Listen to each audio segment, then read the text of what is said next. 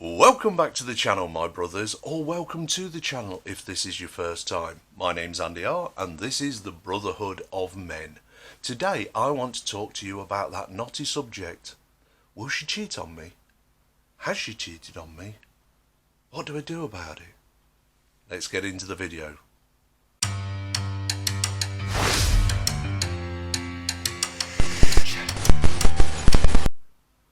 I think most men have asked this question of themselves when they're in an exclusive relationship. An exclusive relationship means you have agreed to date each other, to live together, get married, whatever, exclusively, just the two of you, no third parties involved. But there's the opportunity, maybe, that she might cheat on you, or has already cheated on you. Are there any giveaway signs? Are there any telltales? Are there any times when she's most likely to cheat? Well, most crimes happen because of three elements: opportunity, means, and intent. And it's the same when it comes to cheating. You can change intent with desire. So opportunity, means, and desire. And desire and intent are very much the same thing in truth. Now, a criminal will commit a crime if he's got the right opportunity, if he's got the intent to do it, and at the same time he has the means to do it. And these are things that detectives look for when a crime's happened. Who fits these three categories and the most likely suspect? It's the same with cheating in a relationship. If the woman has the intent or desire to cheat upon you, she only then needs the opportunity and the means to do it. Now, if you live together, work together, whatever, she's not likely going to have much of an opportunity. But there are going to be times when she's more likely to cheat on you than not. A recent, it was around about 15, 16 years ago, a social experiment was done. What happened was these who were running the experiment went to nightclubs. And as the women came into the nightclubs, they would take them aside, ask them very short questions. So they'd already had a bit of pop before they turned up to the nightclub, so they were more honest. Alcohol does reduce your inhibitions. So they were more likely to tell the truth, be a bit giggly. And what the people running the experiment did was they took a photograph of how the woman looked as she entered the club, in the foyer actually, with the club's permission. They asked them a certain number of questions, only probably 10 questions. But the results from this were quite startling. And the results were like this. Those who had the most flesh on show, those who looked the most provocative as they walked into the club, were actually the women who were at the same point in their menstrual cycle. They were at their most fertile. So those who dressed up that night to go to that club, who was showing the most flesh, looking the most desirable, looking the most available, were actually at the time at the centre, the most fertile in their menstrual cycle. That's quite telling, because that's nature. That has nothing to do with how she just wanted to look that night. That was nature talking to her on a subconscious level, saying, I am at the most fertile now. I am most likely to be able to produce a baby. I need to go out and find somebody to fulfill that need. But at the same time, it also tells you that, one, her inhibitions are already lowered by nature. It's saying, I am most desirable now. I want to be bred, basically. Just like any animal, when it says that I'm at the most productive now, I'm at the optimal place in my cycle to produce offspring. And then add that to the fact that alcohol is involved, which lowers inhibitions. And now you've got all of that, and also opportunity. I'm at a nightclub where there's going to be lots of men about, so I now have the opportunity, the means, and the desire to get with a man. And if she's in a committed relationship, if she's in an exclusive relationship and you're not there, somebody else is going to take your place. So at that point, that woman is at her most vulnerable and at the same time at her most desirable in her own mind to do something. She has the means, the opportunity and the desire to be with a man, not necessarily you, because you're not there. If you are there, you're going to be her first choice, hopefully.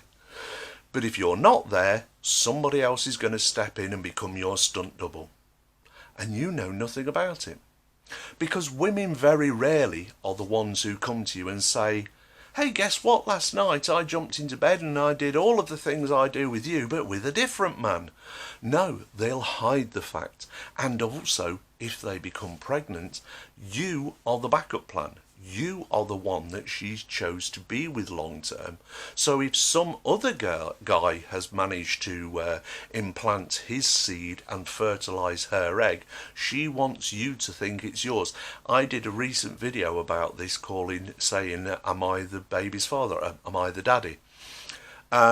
Is the Baby Mine, the video was called. Go and watch it, you get a lot of information in there, which came out with a startling statistic that up to 10% of fathers who are raising children they think are theirs are not theirs. And this can come to light years and years later. It's a terrible thing to do, and I think it's one of the most despicable and worst things that a woman can do to a man. But this is more about the likelihood of her cheating. Now, if a woman is setting out to cheat on you, she'll cheat on you. It's all a case of how much you trust her.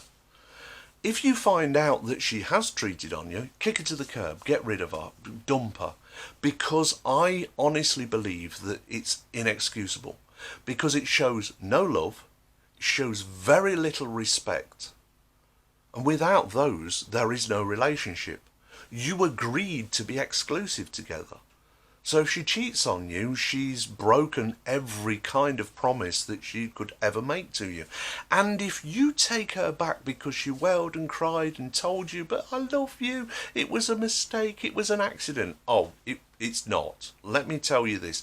It was neither a mistake nor was it an accident that this happened. What? There was a very localised hurricane that stripped both of their clothes off and she accidentally fell on his erect todger? I don't think so. These things happen for a reason and you become the recipient of her actions. It doesn't matter how mortified and how sorry she is afterwards, she's broken every aspect of trust you would have in her. And if you take her back after all of these outpourings of love for you and how sorry she is, this is something women have grown up with all their life. If I shed enough tears and say how sorry I am, you've got to forgive me. Well, you haven't got to do anything of the sort. She's already proven herself to be untrustworthy. And if you take her back, all you can expect is a lifetime, or at least that from that point going forward, all you can expect is to be treated as less than. As less of a man because you forgave her, as less of a partner because you forgave her, as less of a lover because you forgave her. She knows then you've given her carte blanche that if she does this again, all she has to do is shed enough tears, say how sorry she is and how much she loves you. Well, she's shown by her actions that none of those things are true. And actions speak louder than words. You can say anything you like, but if your actions don't back it up, they mean nothing. Words are just that, words. They have to be backed up with action. Men know this. I could say to you, my brothers out there, that I love you to bits and then do nothing except for slate you, to slag you off. Well, my actions are clearly not backing up the words. Oh, by the way, I do love you, brothers, because you've shown me so much love. But the point is that actions speak louder than words.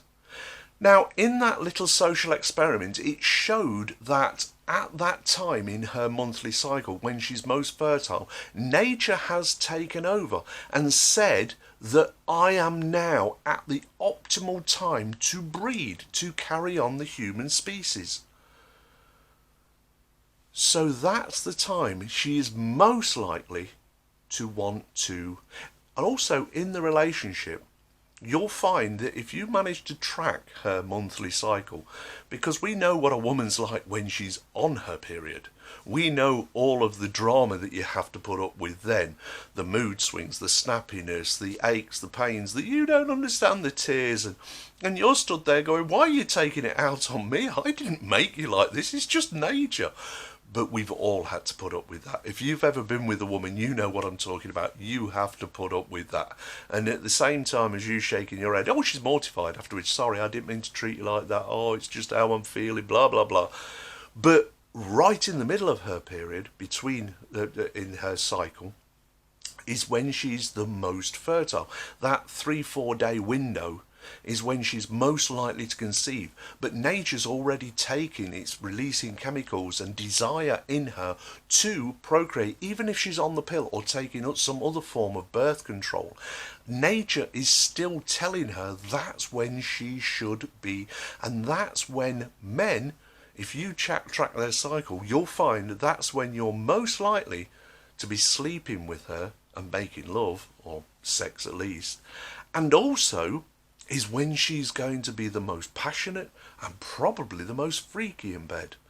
That's the time when she's literally, her hormones are telling us, do it, do it, do it, do it.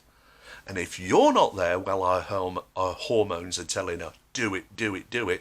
And that her body clock is telling her, I'm at the peak opportunity now to procreate.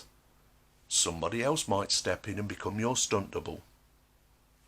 So, are there any other times when she is likely for this to happen? Well, yes, in her life, again, because of her cycle, there is another time. It's later in life, and that is when she goes through menopause.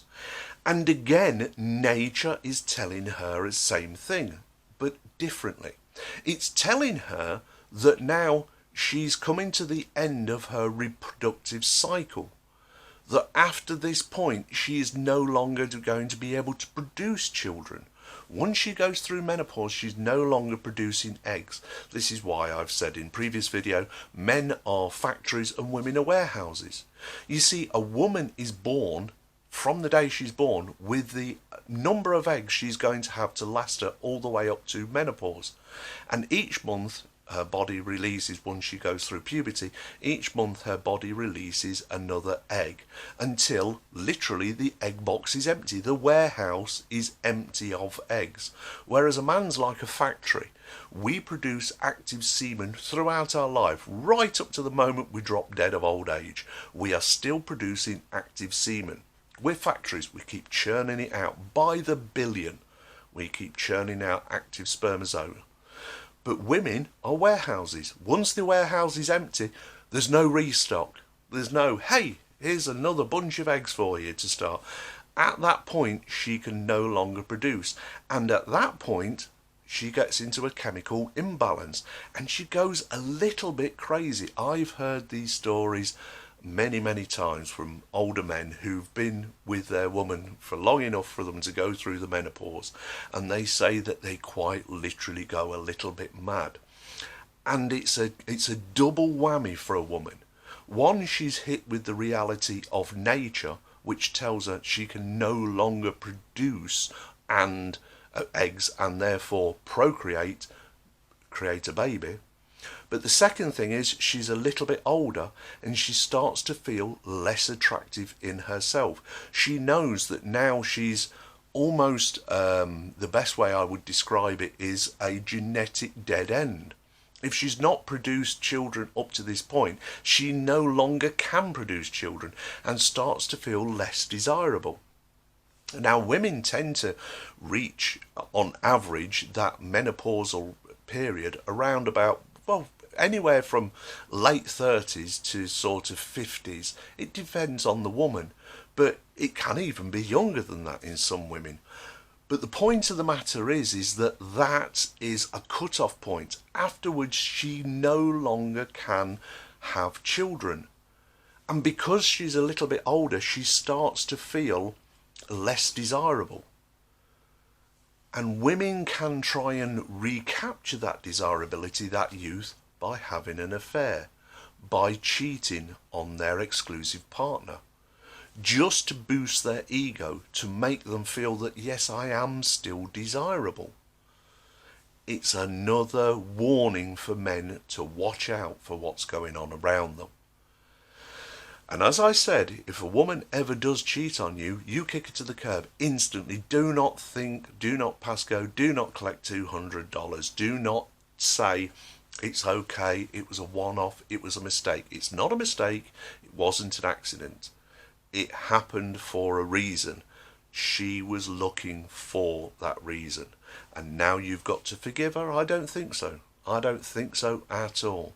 And you're a fool if you do, because all you're setting yourself up for is more misery.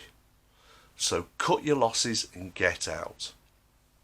So these 2 times, once a month is one type, and then later on in life when they reach menopause, are big warning signs to watch out for. Now, if she has already cheated on you, or if she's having an affair on you, are there any warning signs? Well, yes, there are several, many, and they all tend to run along the same sort of lines. Research and statistics have shown women who have been honest and have answered surveys and that of how the affair started, how it affected the person who they were with long-term exclusively, and a lot of similarities came out in this. For instance, all of a sudden you're receiving more sex. Not only are you receiving more sex more frequently, it's more passionate. You see, her having that affair has sparked a new interest in the sexual act. Something that she's decided has become stale with you. Well, that's because of the day-to-day minutiae wearing the shine off of the new shiny thing that you were once. Now she's got a new shiny thing, but she doesn't want you to go because you're steady, you're the backup plan, she's used to you. If that doesn't work out, she can always, you're there. She doesn't want you to know about it because she's having fun with the affair partner, but to keep you blinded to it, she increases her libido with you. But you weren't the reason for it. So you're sat there in a sweaty mess going, wow, what just happened to me? It just feels like a hovercraft of female parts just went across my body and it felt great. But at the same time, you should be having alarm bells going on, going, what brought that on? Who made you so? I mean, you know, we've been together all this time and now all of a sudden you're getting freaky. You're starting to do things that I've asked you to do and you've always said no, and it's a no-go. So now you are doing them. Who's sparked that in you? Or more importantly, who's done that first and you've brought it to my bed? Warning signs. Then a little bit later, you get the drop-off from sex, almost to zero. It goes from crazy, crazy roller coaster on the dip to almost nothing. And she becomes snappy. She becomes disrespectful. She's snipping at you. She's picking arguments with you all the time over the most trivial things, storming off, shouting and angry with you when that's not how she usually was. Complete change of character. All of this is more or less guilt-driven because she knows what she's doing there and she feels guilty here, but she can't tell you why she feels guilty, so she snaps at you, she argues with you, she cuts you off, not the affair partner. All of these are warning signs that should have you standing up and paying attention and finding out what's going on. And when you do find out, kick to the curb, no forgiveness, get rid. Because her actions have shown that she has no respect for you, no love for you, and very little feeling for you. Otherwise she wouldn't do it. Anyway, all of these together are going to give you some more insight. And that's why I make these videos. I said right at the beginning, I sent this channel up to help men, for men, to give you information, to give you facts and statistics, and my opinion as well, that you can make better choices. And you can only make better choices if you have the information. So I've just given you a whole chunk of information that's going to help you keep your wits about you, your eyes open and your ears open to any warning signs of something that might be going on that's going to be detrimental for you. Do you find it valuable? If you do, please leave it down in the comments. Do you already know this stuff and you're just like, he's just saying stuff I already know? Let me know in the comments down below. If you have an idea for a video, leave that in the comments down below.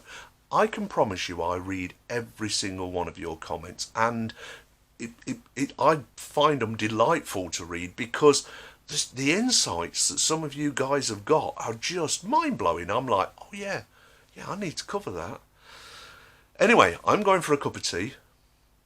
But before I do, if you're not already subscribed, please hit the subscribe button. This video is this channel is so close to 1,000 subscribers, and I'd like to get to 1,000 before Christmas, and I can only do that with your help. So if you've got something from this video or any of my videos, hit the subscribe button. Don't forget to hit the bell notification.